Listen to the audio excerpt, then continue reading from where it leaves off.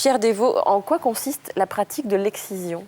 En fait, il y a plusieurs pratiques. La plus courante consiste à couper en fait le clitoris, le gland clitoris, et éventuellement le capuchon des petites lèvres. Ça peut aller plus loin, c'est-à-dire qu'on peut couper complètement les petites lèvres, voire même dans une étape supplémentaire qu'on appelle l'affibulation, recoudre les plaies à vif de manière à fermer, en laissant juste un tout petit orifice pour les règles, de fermer complètement le féminin. Alors, vous pensez bien que c'est fait dans des conditions d'hygiène épouvantables. La cicatrisation est bien souvent épouvantable.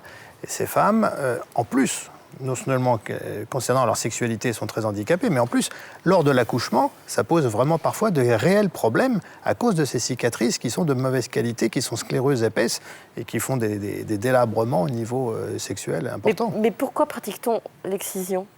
On pratique l'excision a priori pour éviter que la femme découvre le plaisir sexuel, qu'elle n'ait pas la tentation de découvrir quelque chose. Alors, ça peut se voir aussi dans certaines sociétés polygames, où on a évité que, justement...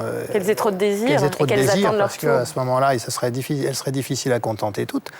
Donc, il y a manifestement, dans ces sociétés-là, on veut vraiment contrôler le plaisir féminin. Quelle horreur.